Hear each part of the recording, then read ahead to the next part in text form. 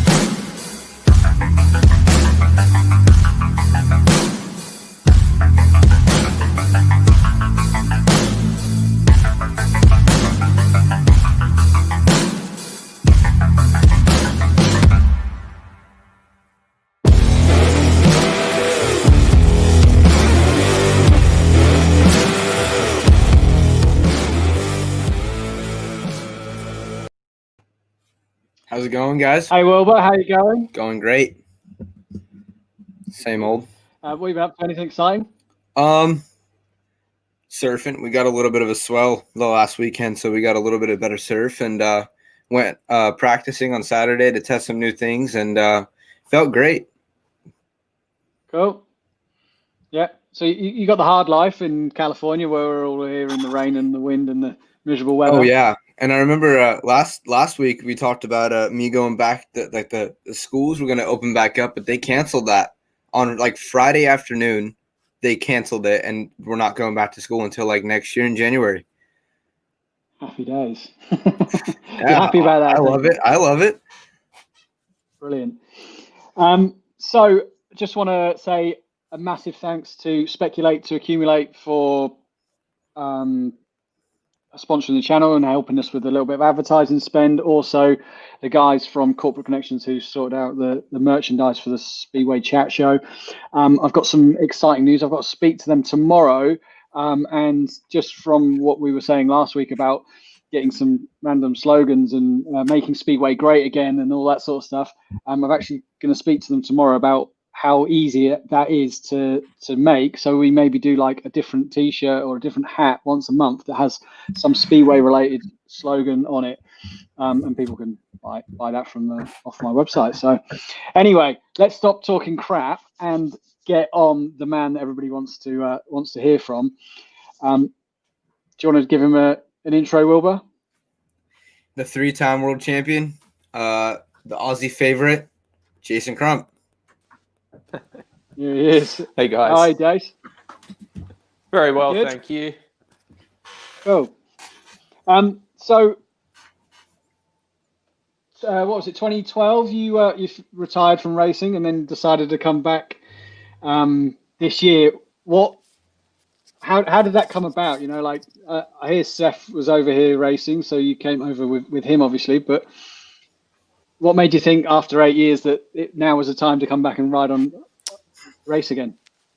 Well, I've actually never really stopped. Honestly, I went for probably about an 18-month period at the end of 2012 where I didn't ride very much Speedway, but I was riding flat track and a bit of motocross and doing, having fun on motorbikes again. And around the middle of January, my great friend and sponsor Ian Sinderson from ATPI had a load of young English guys over in Australia, and he said to me, "Man, it'd be great if you went to Perth next weekend to race with all these English guys." I'm like, do you know what? I'm not so bothered about doing it. Yeah. Anyway, he kept on to me, and anyway, I went over there and I had a great weekend with Wolfie was racing and Dan Bewley and Drew Kemp and Jason Edwards and stuff. And man, I had such a good time to catch up with everybody and actually really enjoyed the racing and did okay. And like most years, I had after those meetings, I had a couple of phone calls from England and to be quite honest, next thing I knew, I thought, damn, I better start going to the gym because I need to lose about 20 kilos. And honestly, it pretty much happened that quick. And Chris Louis and Guy Nichols from Ipswich were very keen to get me there. Martin Hagen, phone call to him to try and sort some bikes out was very easy. And, next thing you know, I'm ready to go. And then get to England to start the season, and this horrible thing called COVID struck, and we kind of never got to fire a shot with league racing in England. But just lately, we've been able to get a couple of behind closed doors meetings on at Bellevue, so it's been good to be part of them. So does that mean that you're going to be back next year?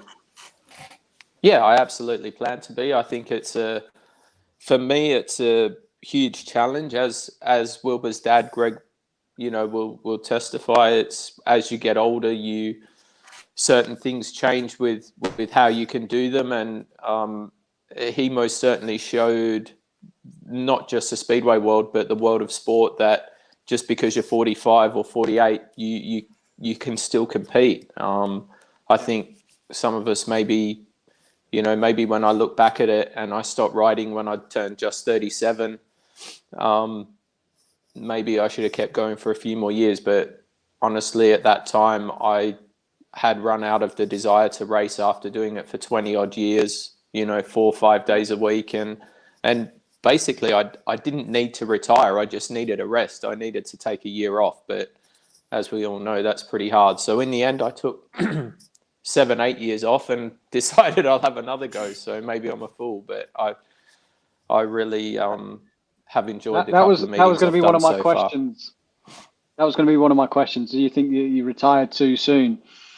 But you pretty much... Look, yes, I probably did, but the way I was fatigued and basically just a bit worn out, it was really the only option. I went back to Australia and I had my shoulder fixed and my collarbone fixed and my knee fixed, and I started to feel like a normal person again after 6 months. But, there's lots of factors, Jerry. Again, as Wilbur knows, it's difficult with school. We had our kids, me is 21 today. So, we had to consider where we were. We're Australian, so obviously we're a long way from home, and we felt with the kids, we wanted to put them into high school in Australia, and both of them have done that now. Seth's back in Aussie now, in quarantine for 14 days, but he has his final school exams in 2.5 weeks, and then he's done with school. So we made a decision that suited all of us at the time, and that's pretty much the reason. I was worn out, and we needed to think of our kids and put them through school. So we've done that now, and I'm able to ride for a year, 2 years, 3 years. Who knows how long it'll be? But as long as I enjoy it, I'll keep doing it. Yeah, and well, you're more than welcome. I'm sure everybody here watching is all going to feel the same. It was good to see you back on a bike. And I watched the Bellevue meeting, the British final and stuff, and you could just see the way your riding style. You stand out for being you and your riding style. It was so obvious it was you, and it was good. It was good to see. I think us shouted your older name guys, on TV for a little while. I think us older guys, Greg had a very distinctive riding style. Tony did, Thomas did, Lee did, Nicky did when he was at the peak of his career, and I think I did. And obviously, that's what I'm aiming to get back to. I know I'm not going to be the rider I was in 2008, 2009, but I'm planning on working on different strengths, and we saw Greg evolve with that over the later years of his career. So don't worry, Wilbur. I've been watching him, and I'm learning from him still as well. For sure. We looked earlier. We're looking at the stats of all the world titles and things like that, and obviously Tony had 6, but we actually looked at the fact that you had 5 seconds. Yeah, what a bummer. Yeah, like that's. I mean, even if you just got a few more of those, like that would have been ridiculous. You would have been up there with the Ricardsons and Ivan Majors and things like that. You know, it wasn't like it was, some riders come in and they have a good few seasons and they do well, but you were there. You had 10 FIM medals. That's a hell of an achievement. Obviously, 3 world titles is pretty good as well. But how was that with Tony? Fighting. You had 4 when you came second behind Tony. Was it 3? You had 3 behind Tony and 2 behind Pedersen. But he was out and out. Like he was the professional in that era. I remember it, well. And I remember like you were my favorite rider at that time, and I was always just like shouting for you. But Tony was just another level, I think, at that stage of his career. Would you agree? Well, the record shows that he was. Yeah. As much as I wish I would have been able to convert some of those silver medals into gold, there's no disgrace in Speedway to have been beaten by Tony Ricardson a few times. Absolutely not. You look back at it many years afterwards, and each time he beat me, there was a reason for it. In 2001, we had 6 Grand Prix that year. I had 2 firsts, 2 seconds, and a third, but 1 terrible Grand Prix. And Tony had 2 firsts, 2 seconds, a third, and 1 medium Grand Prix. And it goes to show you that you don't win the World Championship on your best days. You win the World Championship on your worst days by making your worst day as good as you possibly can. So, there was every championship you win, there's turning points that turn it in your favor, and every championship you lose, there's equally points that turn it out of your favor. So, I look back and say, maybe I should have won more world championships.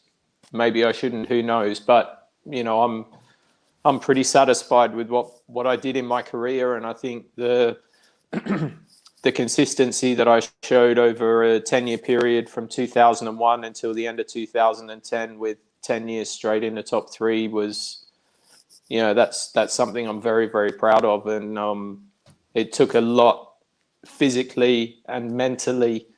It took a huge amount of effort to be able to do that. So, proud of everything I achieved and everything that I did. Yeah, for sure. If people watching want to put in the comments just some questions for Jace, we'll try and get through as many of them as we possibly can. We've actually got a couple of videos. Just let me get those up a second. From where's that gone? Why is that not there? We've got a couple of videos. So, luckily for you, I suppose, the era that you rode in, there isn't a lot on YouTube. Like these boys today, they've got like 10 videos are going out on YouTube of every incident that's gone on. And, I really tried earlier to find some of the points. I remember you dislocated your shoulder in a meeting, and Neil Street put your arm back in and they duct taped it together. I was trying to find those videos, but I couldn't find it anywhere. But I have got this one. Yeah, they're old war story. They're old war stories, Jerry. They get better with time. I don't know. It was pretty epic at the time. But we got this one here. This is in 2004.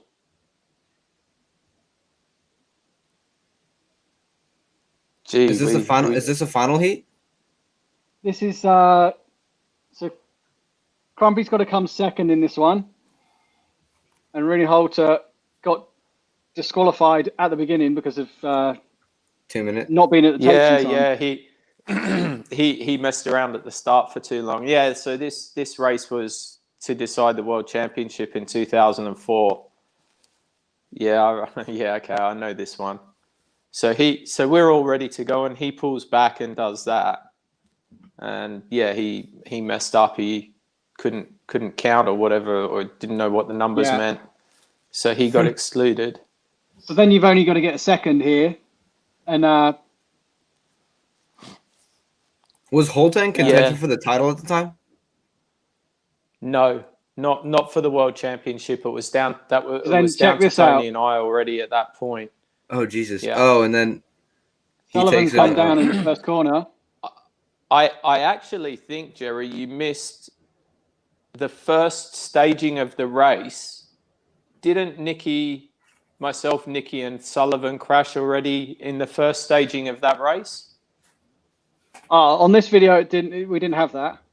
It just went from Rooney Holta getting disqualified. I actually remember that now that I've seen this. So Pedersen got his steel shoe strap caught around my right footrest on the way into the turn. So it brought me and him and Sullivan down. So what is it you say to Sully here in this Do you want to lift back to the pits? I think. All right. And he said no. So they obviously know that he's been excluded, and I see it, and down I go. But that was, do you know what? That was 3. Yeah. You didn't care at that point, did you? Yeah, that's my dad. And mate, I've been second in the World Championship for the previous 3 years. So, mate, absolutely did not care at all. Did not care at all. That's brilliant. I mean, we can watch the rest of it, but we know what happens there. But yeah, insane. That's where's that gone? There. Yeah. So that was a good one. But you go up to Ryan Sullivan and you sort of shout something to him, and then I said, "Jump on! I'll give you a lift back to the pits." All right. Okay.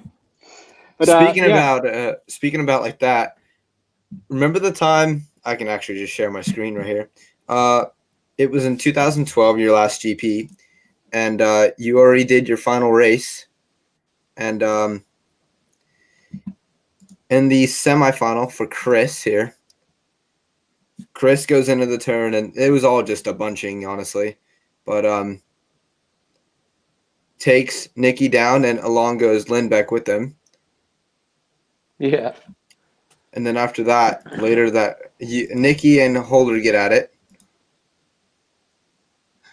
Maybe a little bit more Nicky and Jack Holder at that stage, wasn't it? At that point, it was that. I think it was what's the older brother? Is it James? James. Yeah, James. Yeah, James got involved as well. And then I remember you coming out, and I was sitting in the stands watching this, and you came out there and you grabbed Nicky, or not Nicky, Chris, and just told him to walk with you. What was said there when you guys went into the room? Like, what were you guys talking about?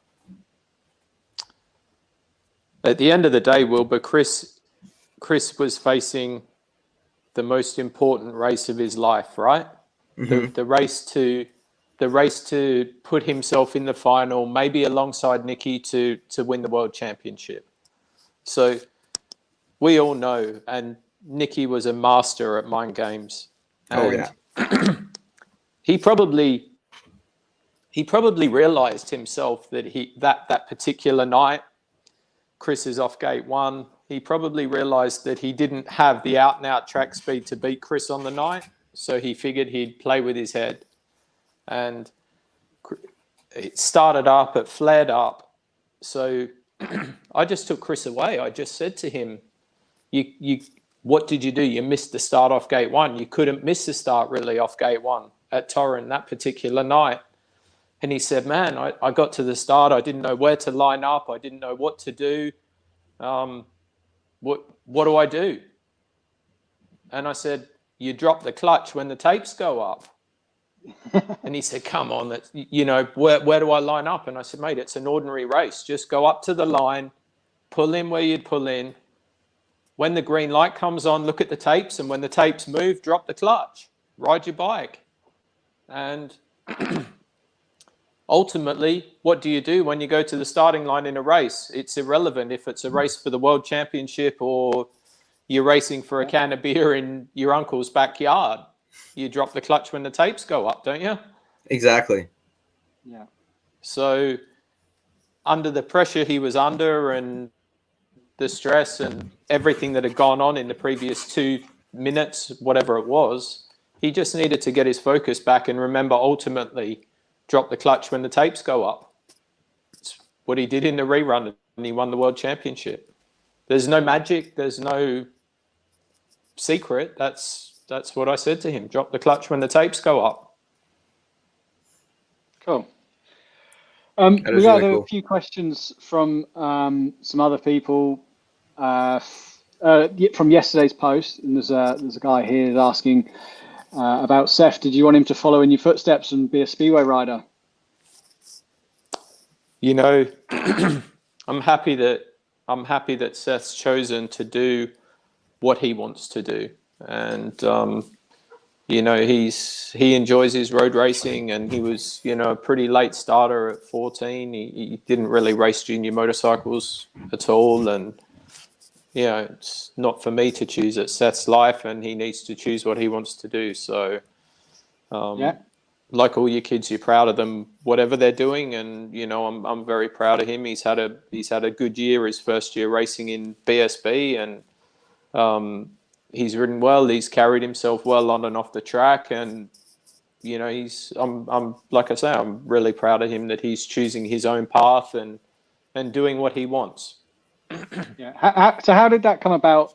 Him riding road racing. I like Troy Bayliss and I are pretty good friends. We live pretty close to each other in Aussie, and you know, obviously he's a road racer, and his son Ollie's a little younger than Seth, and Ollie was starting to do a bit of road racing, and Troy was onto Seth and I for months and months. You know, bring him up. Let's, you know, have a ride, Seth. Have it come out and ride with us. And he honestly didn't do it for 2 or 3, 4 months, and then one day he's just like, yeah, let's go with Troy and Ollie, and yeah, he had a great fun day. First time on the bike, and he said to me on the way home from the track that day, I think we should buy a bike, Dad. I want to try and have a race at this if I can. So had he rode Speedway at all? Not at that point. He'd never ridden a Speedway bike, but he rides a Speedway bike actually quite well. It's quite funny to see him ride. He actually has a style really, really similar to Boise on a bike, to Craig Boyce, and he actually goes okay on a Speedway bike. Oh, cool. What was I going to say? Oh, that was it.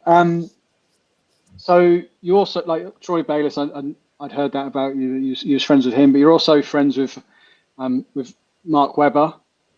You know, is that a Red Bull connection, or was the Red Bull connection through Mark Webber? Like, how did you become friends with these other massive motorsport people outside of Speedway? Because there's not many other Speedway riders that sort of transition to within other sports, is there really? Look, He's been a great guy.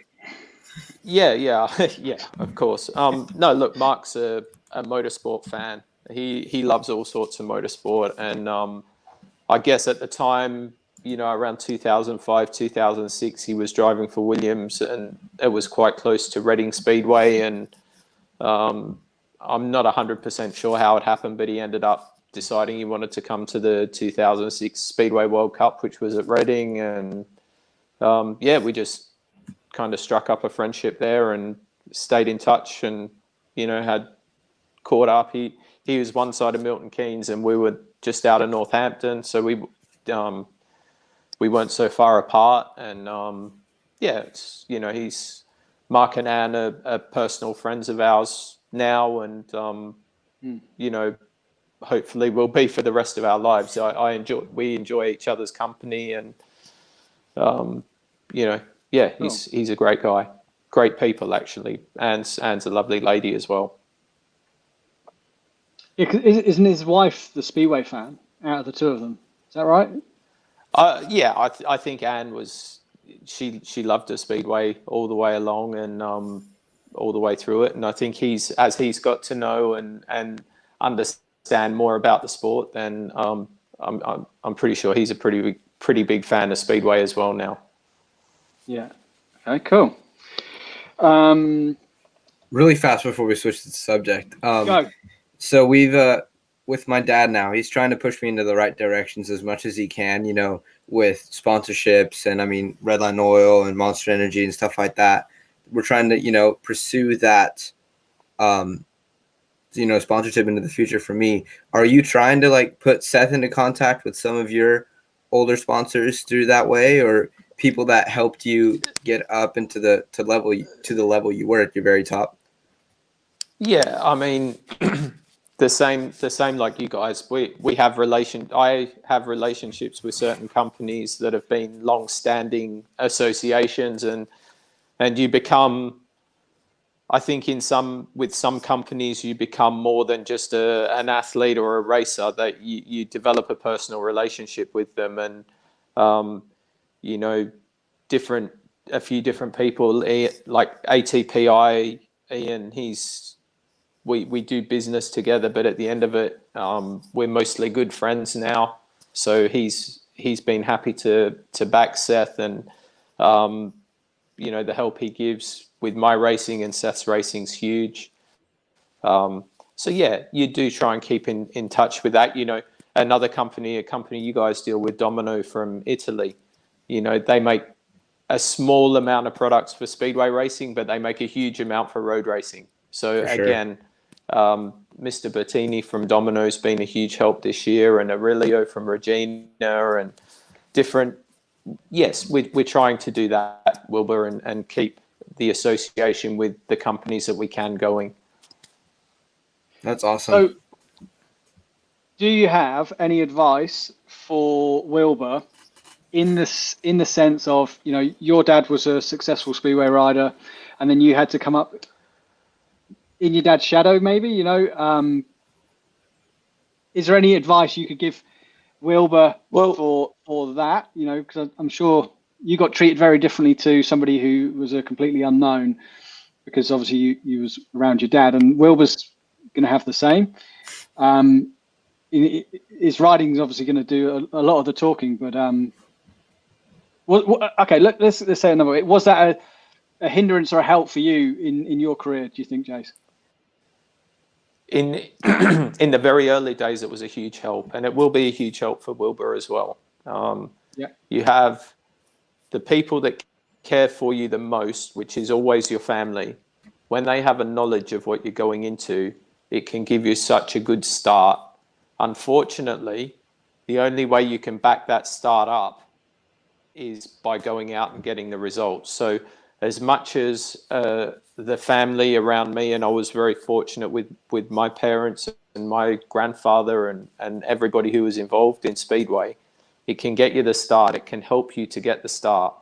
But as I said, ultimately, not many people keep their jobs in Speedway without the results backing it up as well. So the knowledge that you can gain, Wilbur, from your father, from, what you just said about sponsorship and helping you with the backing and so forth like that, that's one side of it.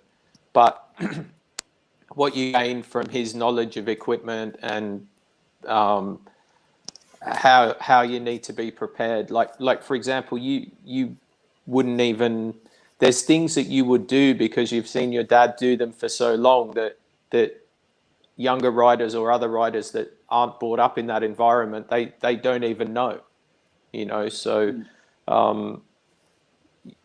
I was very fortunate to be brought up in the situation that I was, with the help I had around me, and Wilbur is exactly the same. It's the same for you. But as I said, ultimately, your results are what count at the end of the day. Yeah, cool. So this is a question here. Are you on the spanners for Seth, or does he have other people doing that for him? Little bit of both, mate. That he rode for a great team this year, MSS Performance, and we had help available to us at the tracks if we needed it. The category he's racing in, we're not dealing with electronics and data logging every race and stuff like that. So the majority of the time, like I was able to keep the bike going on track between all of us as pretty well, we could do it. So I'm on the spanners, mate. Yeah. I seen him. He was on the spanners for you as well at the British final. I think Seth's night on the spanners was a little bit more stressful than him than what my days on the spanners for him are. So Martin Guest has said, who was the toughest rider you raced against? To beat, or the hardest? Just the hardest. Let's say the hardest.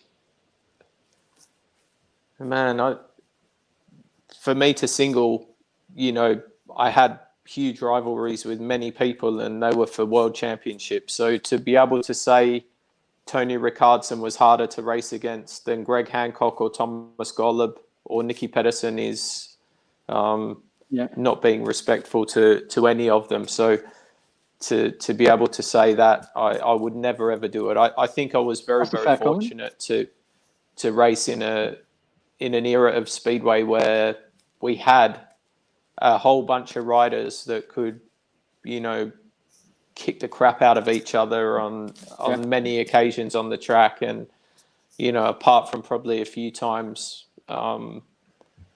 it pretty much didn't boil over. I actually can't remember having a major disagreement. For sure, Greg and I had words. He mightn't have been happy with something I did. I mightn't have been happy with something he did. But the same with Tony, the same with Thomas. Nicky and I definitely had a few major disagreements at the racetrack. But to be honest, by the time you drove home out of the stadium, mostly forgotten. Yeah. Okay. So we've got, going to go completely off that subject now, but we've got Mark Phillips from Plymouth saying, if you're in an Exeter at the moment, Jason, you're more than welcome to come and have a spin at Plymouth on Saturday in their new revamped stadium. I think it's a plug for Plymouth Speedway there.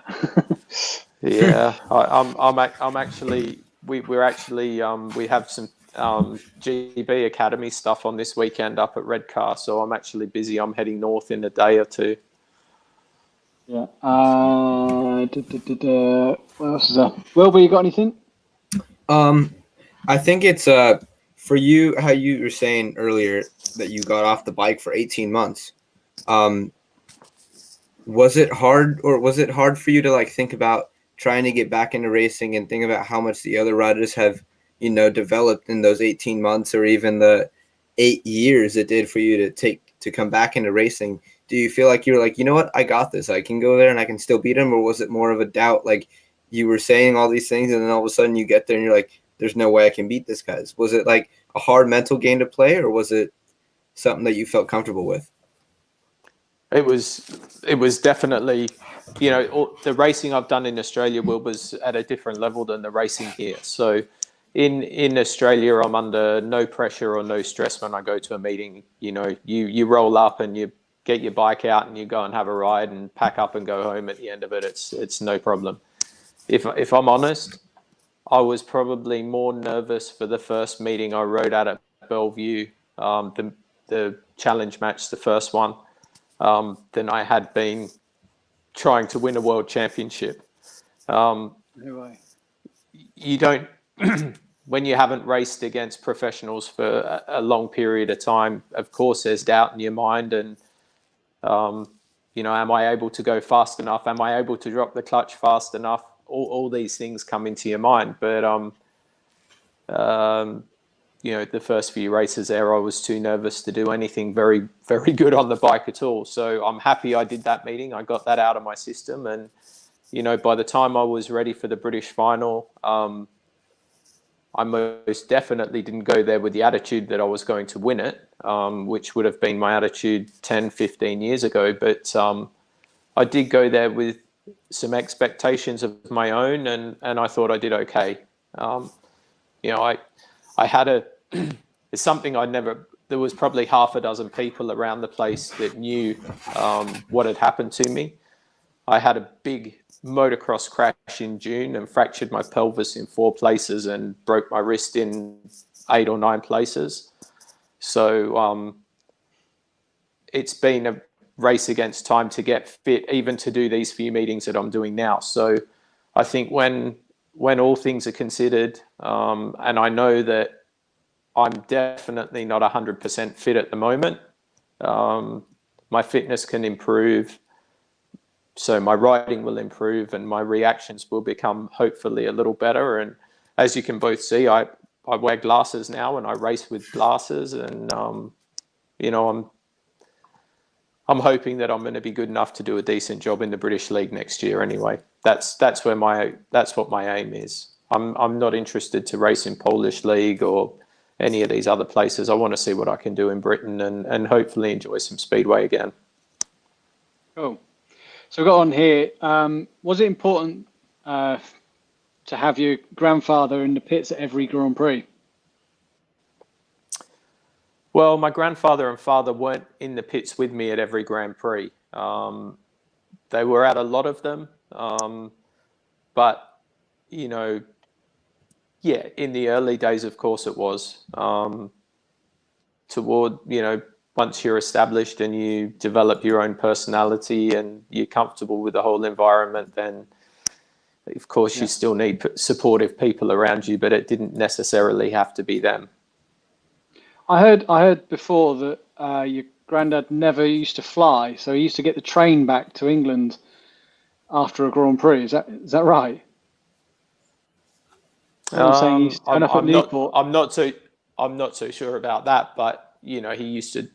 There was always vehicles going to Grand Prix, so you know, whether it be myself or Lee or Boise or Todd or whoever it was, I mean, he'd generally be in a vehicle, but I'm not sure that he never used to fly. He definitely used to fly between England and Australia, because that's a bloody long walk if you do that one, mate. Yeah, yeah. No, I think it might have been Charlesy actually. He said, yeah, he never used to fly. He used to like get trains and buses and all sorts to get back to Newport, and then he'd be at Newport on the Sunday, which was crazy.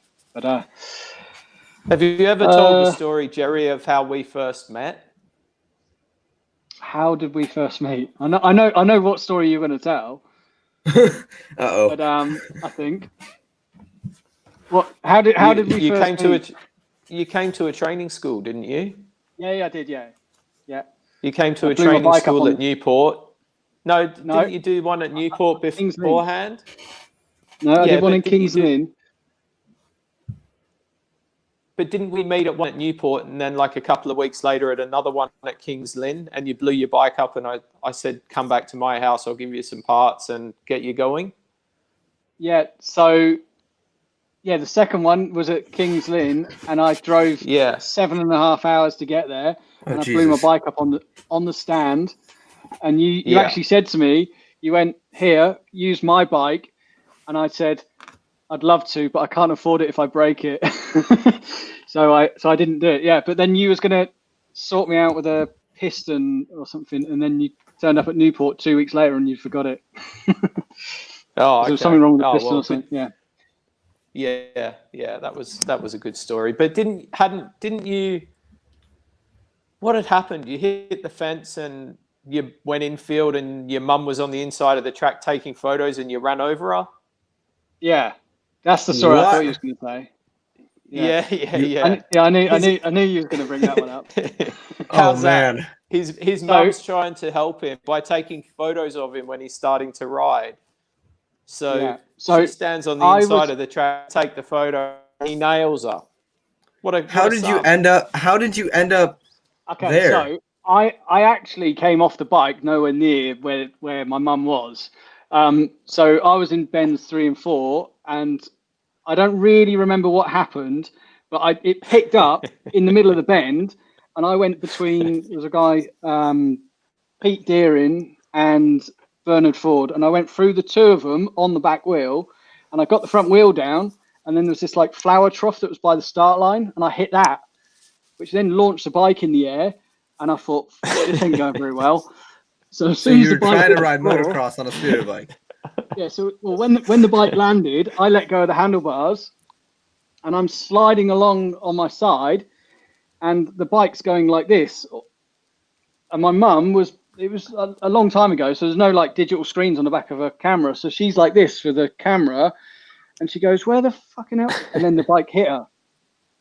But she had like I think she had like 10 months off work, and she crushed part of 3 vertebrae in her back, cracked her shoulder blade, cracked her head open.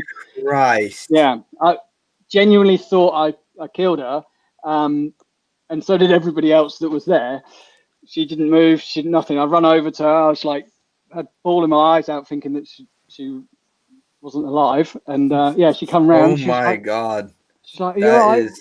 Is the bike all right?" And I'm like, "Don't worry about the bike." But Yeah. that was a scary time. And I had to drive home. So we put her in the car and put her in the passenger seat. And I was only 17 years old. Oh, I still had Jesus. L plates on my van, and I drove home. And my mum started like having fits and all sorts in the passenger seat. And I'm 17 years old, haven't passed my test. I pull up outside my granddad's house. I run into the house and I go, "There's an accident at Speedway," because we didn't have mobile phones or nothing. My granddad come out, sees my mum just like slumped over in the passenger seat of my van. And he goes, "Call a fucking ambulance." And as he said that, there was an ambulance driving up his road, and he just went in the road, stopped him, and they blues and twos all the way to the hospital. It Oh, was a geez. scary time. But Yeah. yeah, I somehow, I can't remember how, I just had a normal ticket for Cardiff one year, and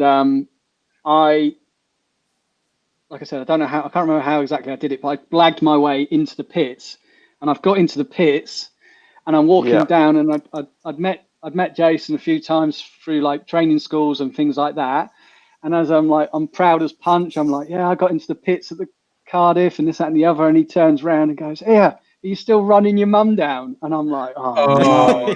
Oh, Then that was good.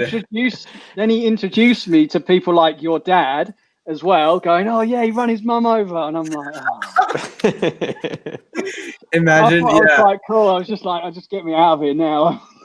Don't need to be in the pits Did anymore. you get But yeah, disowned after that? Did you like end up on the streets or like nothing? yeah. Well, my mum used to come everywhere with me. She used to travel all over the country, wherever I was racing. Sheffield and stuff. She'd come everywhere.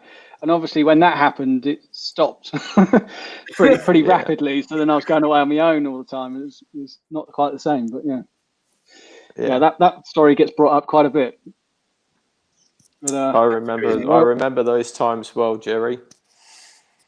yeah, I've seen you in Australia as well. I was helping Lemo. Yeah. Was it under the kids racing thing as well? I remember that. That was a long time ago. Yeah. Right. Right, let's get back to some questions. I've lost where I was now. I actually have another good video that I have a question about. Okay, go for it, Wilbur. I actually just found this one like a few minutes ago. And it was it's called, I think it was like one room and 5 SGP champions. Not many people know about this video, but it's like a 3-part or I don't know how many parts there is, but they put you, Nikki, Ty, Chris, and my dad in the room. Yeah. Oh, and yeah, you guys, New Zealand years ago. Yeah, we had a good talk. That was honestly one of the cool. They need to do that again, but they need to like bring you guys back in there and do it, and have Tony in there as well. Like they need the originals, and for you to talk, it was awesome. I think this is one of the best bit of content that Speedway's done. I remember watching this, and this is one of the questions I was going to ask today, because Ty says in this video that he wants to be 7 times world champion. And I remember it, and I mean, Ty's quite a confident young man anyway, and for him to be able to sit in that conversation and come out and say what he said, I came out of the room. I looked at Greg when he said it, and Greg was a little bit stunned, and Nikki laughed, and I thought to myself, do you know what? He is the type of person, because he is so driven and he is so determined. He probably will do it. He's such a talented rider as well. And, he's, what is he now? 20? How old's Ty now? 28? Just turned 30. Just turned 30. I mean, he's pretty much halfway there to where he wants to be now, and he's 30. I didn't win the world championship until I was 29. you know? Yeah. So who's to say that he won't do it? That's, What it upsets what a lot a of people the way his arrogance is comes across, but I actually like him for that.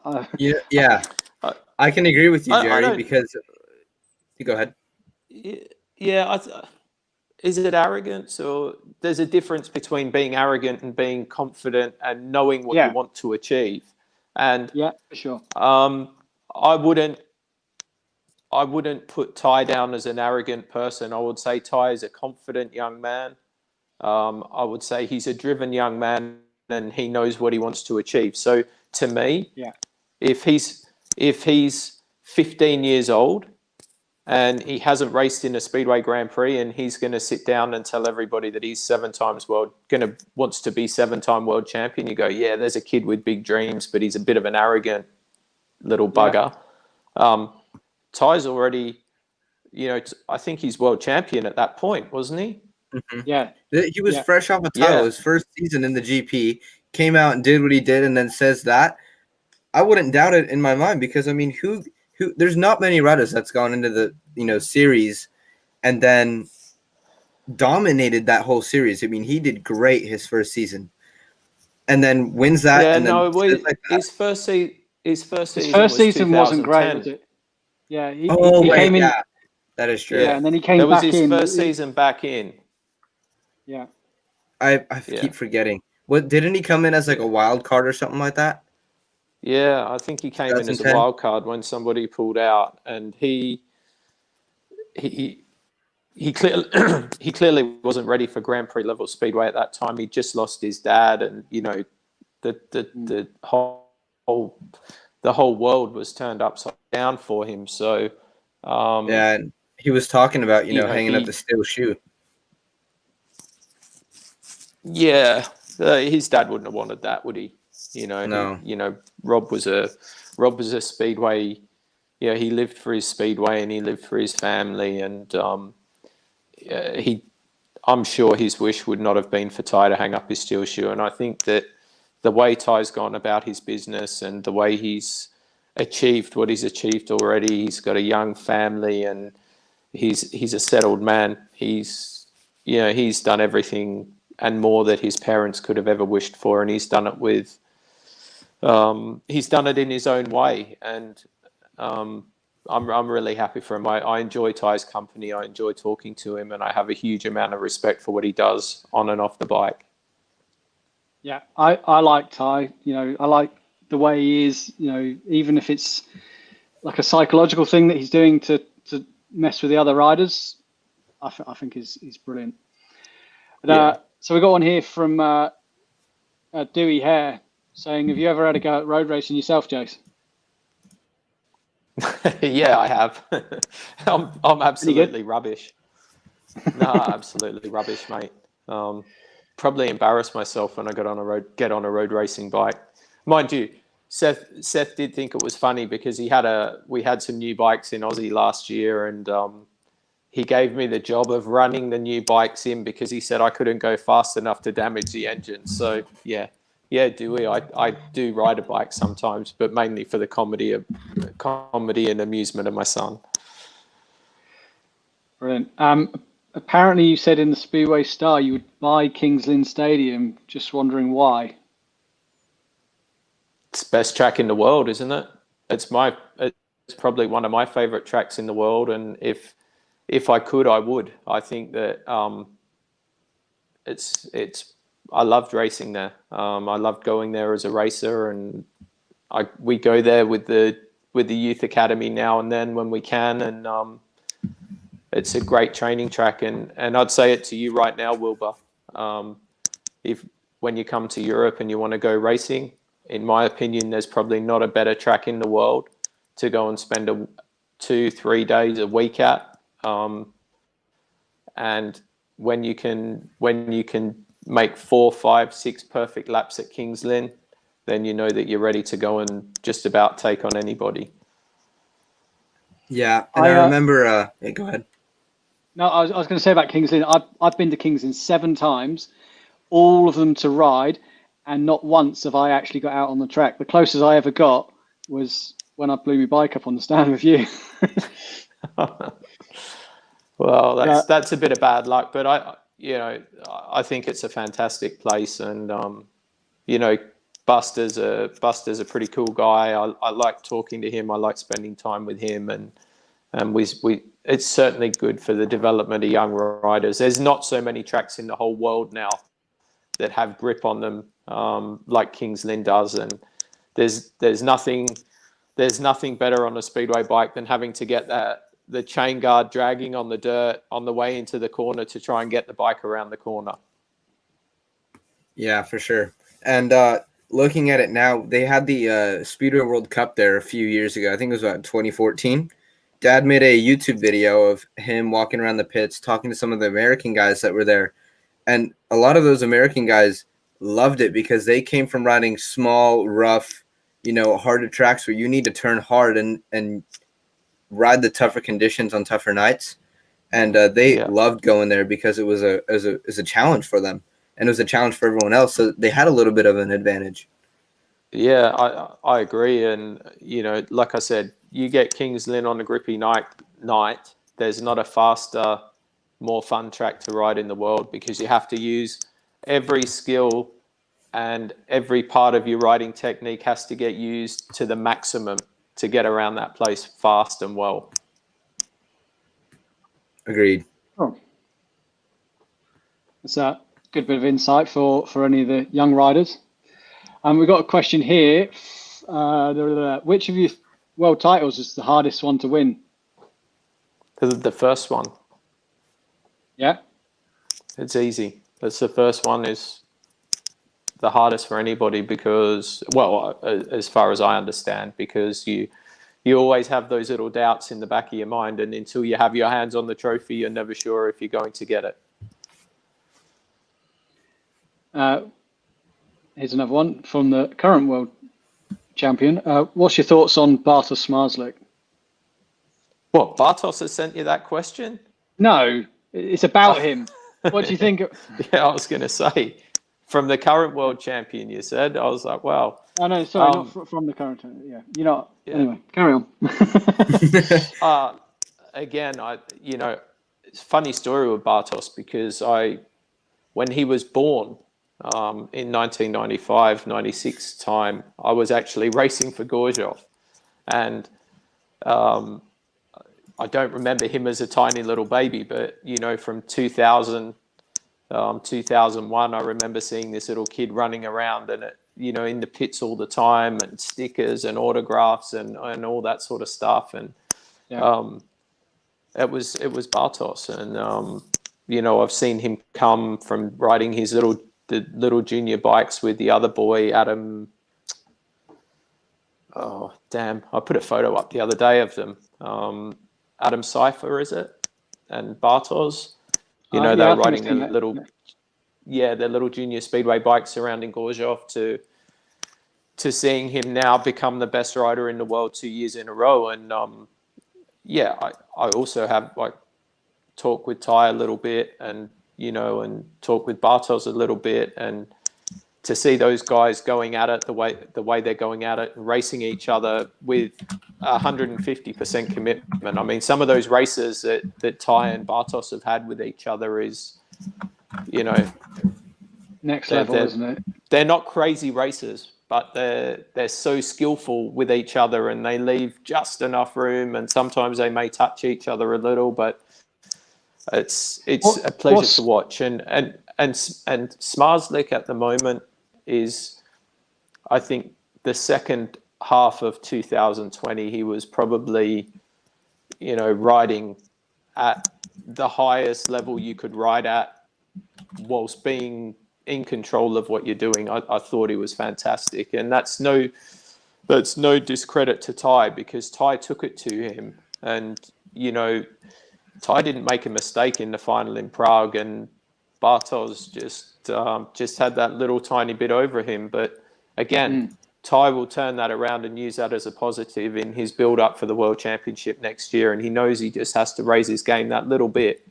And it's actually really exciting for Speedway in my opinion, that we have two guys that can race so hard, so well together, shake hands at the end of the race, and look forward to going out against each other in the next time they're going to race.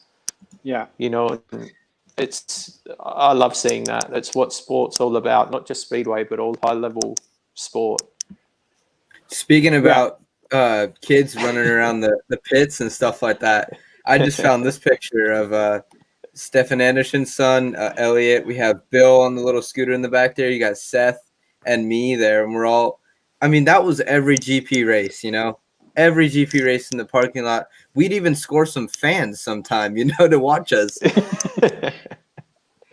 I know. I laughed so much when I saw that photo. Did you or your dad send that to me or something? And yeah, we laughed about it. It's so funny to see it. And I showed Seth, and you and Seth are in touch on social media anyway, aren't you? So sure. You communicate with each other. So it's Melody and I are very proud of the fact that we all communicate, don't we? Greg and I may not speak in a year or two, but basically we see each other and we start talking like we saw each other yesterday, and now our kids are communicating. So we're really proud of that. And you guys are growing up to be, fine adults, and hopefully you can achieve what you want to do in Speedway, and Seth can achieve what he wants to achieve in what he's doing, and you guys stay friends forever. That'd be great. I think I need Seth to put me on a road racing bike. I'm going to try that. Maybe I can speak to Greg about that if you want me to. If I was Greg, I'd be keeping you on a Speedway bike, buddy. Oh, man. Yeah, I've done a little bit before with one of the younger riders here he used to do flat track, Speedway, and road racing. And he'd have, races 3 times a week. And I went out with him one time and I did it. And oh my God, that scared the living out of me. Yeah. It's a whole different thing when you're racing on asphalt. Yeah, it definitely is a different thing. But Seth's never been in a Speedway race, mate. He rides a bike. If we're going out for a ride, if I'm going out for a practice or something, or with a few buddies, Seth will come along, and 50% of the time he'll have a ride, 50% of the time he's not bothered. So that's that. But it's like everything. You've got to find where your heart is and where you want to put yourself. And mate, you're doing well enough on Speedway at the moment. For sure. Stay there. Yeah. So you was pretty good around Bellevue before, Jace, and now you've had a go round at the National Speedway Stadium. What's your thoughts on the new track compared to the old one?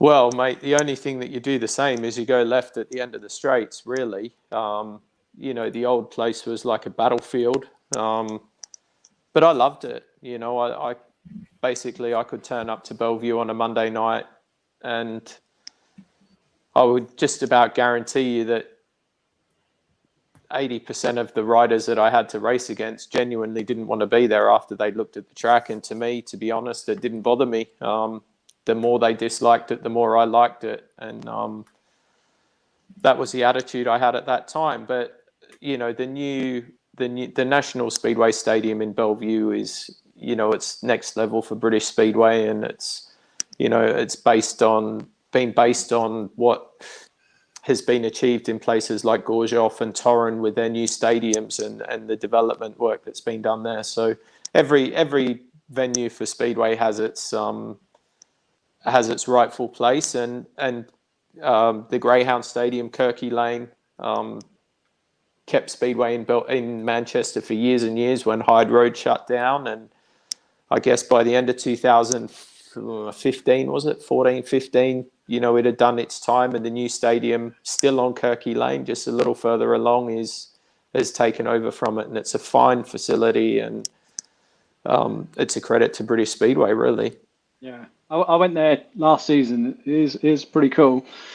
It's a pretty cool place, and it is like perfect, isn't it? Like everything's how it should be. It's just a shame there's not more tracks like venue. It. So we'll just get this one more question in the Roy Miller. I remember our junior days well, Crumpy. I think we had some good races together, or good rides together, and definitely know we had a good crash together when we tangled up and went into the fence. Yeah, Roy, the boy, I think he actually lives in Exeter now. I sent him a message on social media the other day. So there was, you go back to that time in Aussie in junior speedway.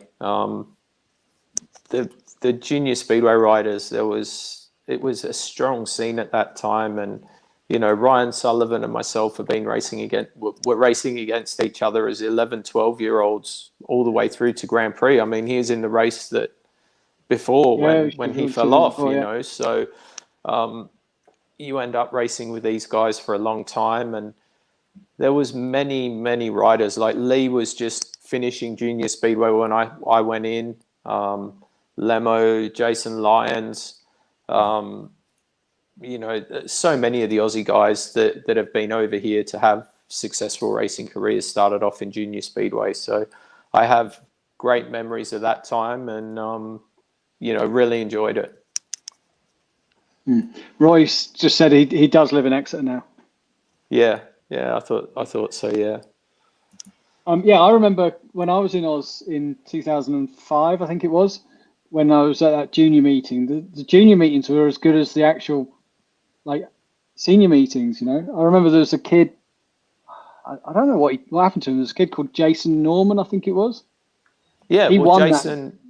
Yeah, Jason Norman. His dad Scott Norman rode in the UK for years. He rode for Peterborough and Wolverhampton and Newcastle, and I don't know what happened to Jason either. I don't know if he went on to ride when he finished his junior speedway, if he went on to the 500s or not. But yeah, he was a goer at that time for sure. Yeah, he was quick, and he had so much control on his bike. Where you see the 125s and 250 kids here, they're not at the level they were in those kids in Australia. It's a different sort of racing, Jerry, because you have to remember in Australia, little tiny tracks, don't they? Exactly, and with the involvement that I've got with the Team GB Academy at the moment, then it's something that we're looking at for the future here as well.